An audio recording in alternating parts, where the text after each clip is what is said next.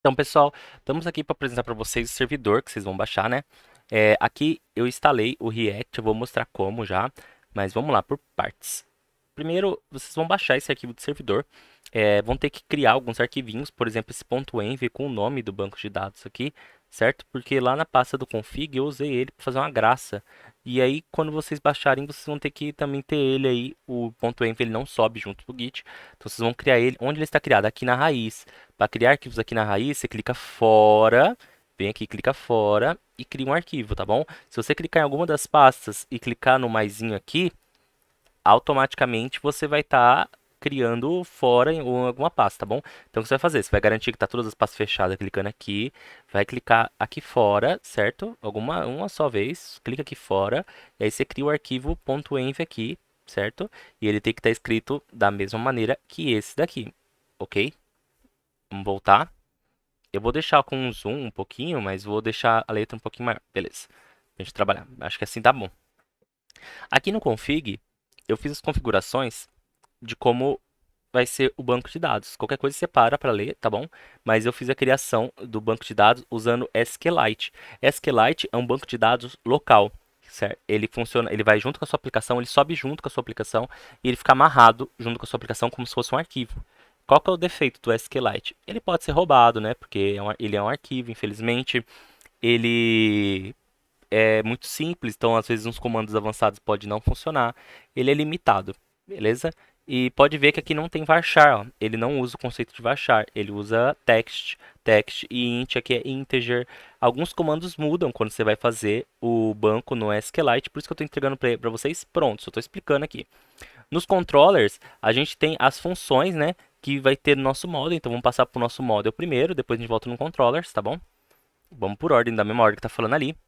Aqui nós criamos uma classe chamada usuário, ela importa aquele nosso banco que a gente criou lá em config, tá bom? E ó, se eu olhar o nome das pastas, não é à toa. Essas pastas estão funcionando no modelo MVC, que é modelos, que é as nossas classes, os viewers, que são nossos produtos visuais finais, ou seja, o próprio React, que aqui eu crio o React com o nome de view, tá bom? Por isso que ele tá com esse nome aqui, ó. Aqui tem que ter um React, tá bom?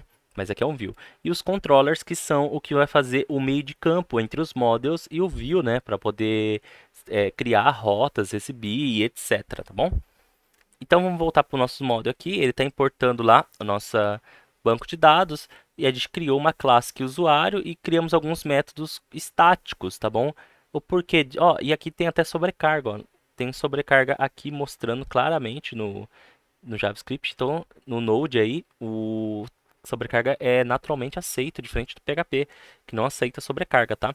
Então, quando a gente for fazer o nosso em PHP, a gente vai ter que fazer algumas alteraçõezinhas. Beleza? Então, vamos lá.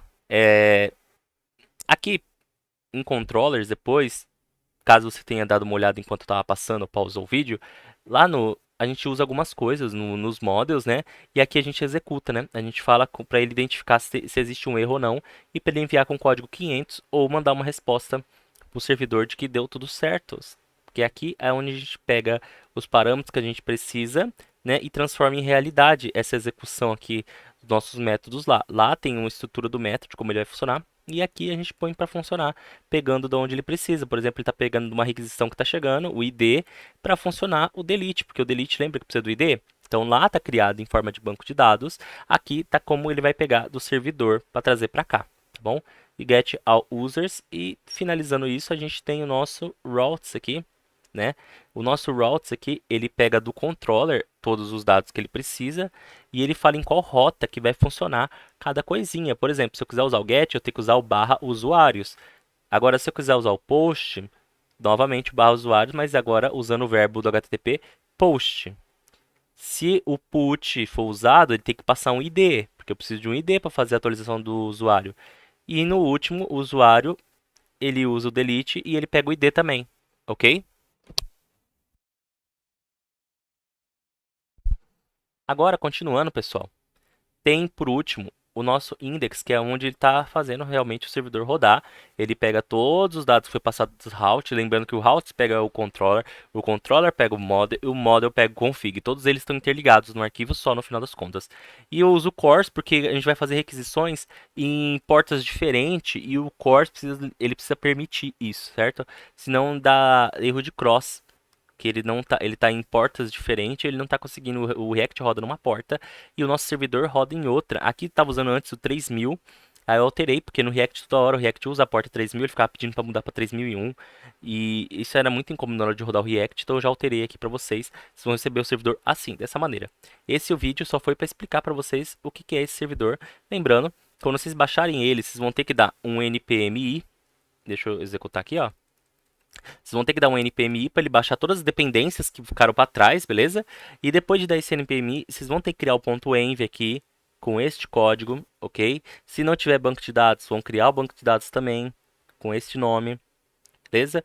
E por fim, para rodar esse servidor, você vai dar só um node index.js e ele vai botar para rodar, o servidor tá funcionando, tá bom? Professor, mas aí como é que eu vou rodar o React? Tem um botãozinho de mais aqui, que você pode abrir mais de um terminal ao mesmo tempo. Aí se você não ficar com dúvida, você pode renomear aqui, tá bom? Meu servidor, beleza? Pra você não ficar com dúvida. E aqui você coloca React. Opa, apertei o botão errado. React. Bom, aí você consegue ter dois terminais ao mesmo tempo funcionando. E no React, o que eu fiz, pessoal? Eu dei aqui na pasta principal, que é essa que está no meu servidor, eu dei um npx create. Tem muita coisa na tela, deixa eu tirar um pouquinho. React app view. E aí eu criei o meu React com o nome de view para cumprir o padrão MVC, do que o React é a forma de exibir os dados que está acontecendo do MVC, tá bom?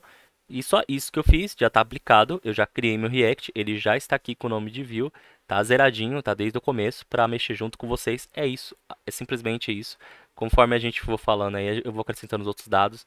Fiquem pro próximo vídeo, falou e adeus.